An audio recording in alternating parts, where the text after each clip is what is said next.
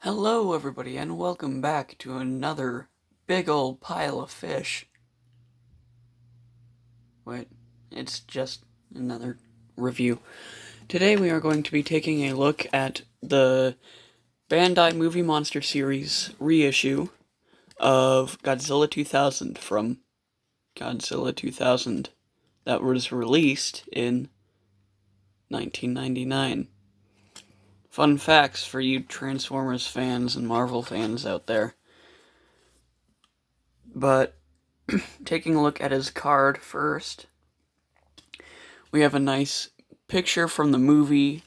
We have the 2016 seal or sticker right here. We have Millennium Godzilla probably in Japanese right here. Millennium Godzilla right here. Open it up. A bunch of words that I cannot read for the life of me.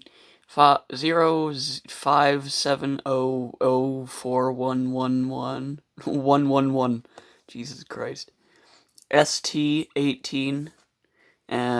Nice. I think that's just the same picture, just silhouetted. And silhouette of his spines and Godzilla 2000 right here. Movie Monster Series right here. Bandai. That's pretty much it for the cards. So let's just set that back there and bring Godzilla himself closer. So I know for a lot of people this was actually some people's first Godzilla. They saw it in theaters when it was released because this actually had a US theater debut, which is pretty uncommon for foreign movies. But he looks almost exactly like he did in the movie. He has that kind of slouched over position with his beautiful purple spines, and he radiates, Godzilla 2000, mid or like early 2000s design elements. So he looks really good looking like this. His arms are a little short, but that's just Godzilla Millennium. He has this nice kind of frayed out neck design that I really like on this Godzilla design. It's kind of, you could see like it comes down here for the throat, but then it kind of sinks in, and then on the sides of the neck it starts jutting out more. So I like this Godzilla design a lot. I definitely think that it is one of the better Godzilla designs.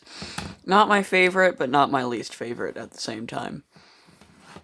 But let's take a closer look at him and his details. So right off the bat, you could see the great sculpting that Bandai did with their vinyl figures. One thing that they always knock out of the park for me is the sculpting on their figures. Absolutely fantastic. You can see his little ears right here. His scales coming down to the spines. His eyes, his brows, angry brows with his eyes nice white for the center, red, and then the black for the pupil. He has his snout, which is kind of shorter than it is on other Godzillas, but it looks good. Have the nice bone color for the teeth, and the mouth is done in a red. Going down to his arms, you can see a lot of nice sculpting detail for his scales. Over here, there's some scales jutting out from the side of him. Gives him more of a reptilian type look, a monster type look. He has his big broad chest bone right here. A signature of Godzilla. His titties. And if you can't really see it on camera, but if you look closely, there is a light dry brushing of green in the center. And that's just to bring out some more color to him, and that is actually movie accurate, if you did not know. But going down to his crotch, You can see nice sculpting detail. It kind of gets lost on this side, but whatever. You can see his nice little bumps right here. His skin coming out again.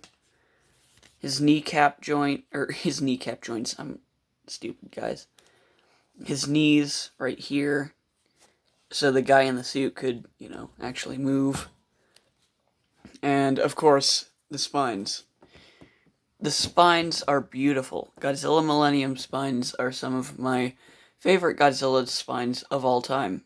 Actually, I kind of wish that they would bring back this design, the purple, big, large spines. But they carry down all the way to the tail, which is a separate piece but does not move. But there is kind of a noticeable gap right here. You can kind of finger it, but whatever. Nice purple spine detail all the way down here. And then that goes into the tail, which is a very, very nice sculpt. Comes down to a nice kind of edge, but, it's rounded off, as Godzilla tails should be. But here he is. Now, let's get into articulation. Obviously, it's a Godzilla figure.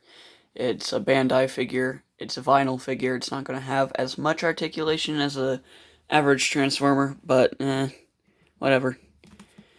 Arm can move like that, all the way back to here.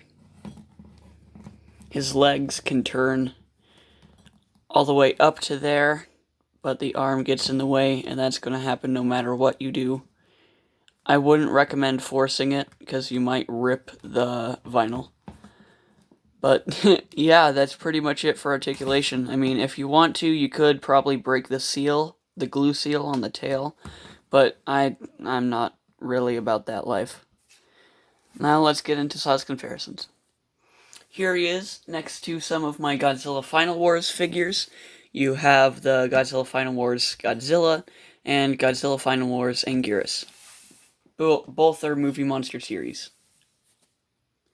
And here he is next to some of my NECA Godzilla figures. The original release of Burning Godzilla and the semi-new Godzilla from Godzilla vs. the Thing, or 1964. Here he is next to some of the figures that you guys might have: Earthrise Grapple, and my last review, Studio Series Roadbuster. Obviously, there's not going to be a transformation, but final thoughts on this guy.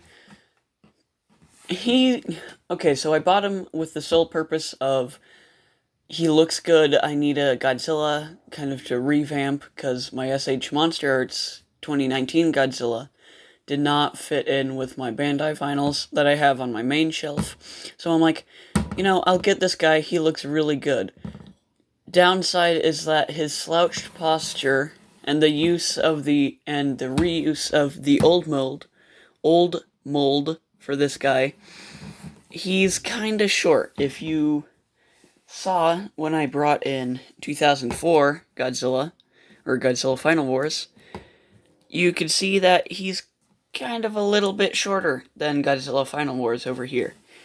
So I would have preferred somebody like Godzilla Final Wars, kind of the size of Godzilla Final Wars, but what are you gonna do? It's a good Godzilla figure. I like him. I enjoy him. I enjoyed Godzilla 2000, bad CGI and all. So if you haven't already, go check that movie out. And also, if you haven't already, depending on where you're watching this, subscribe or follow me. My Instagram is Starscream_rules_1984. YouTube is StarscreamRules1984, and last but not least, my Twitter that I actually don't really do anything with is StarscreamRules1984. Of course it is. But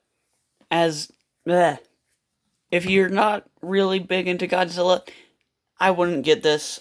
He's on Amazon for $19, but if you do like Godzilla and you like the design of this Godzilla, I would definitely recommend picking this guy up. He is definitely worth your time, and this has been a Starscream Rules review. It's been a Deep Ogre review. And, well, I hope you guys enjoyed. Peace.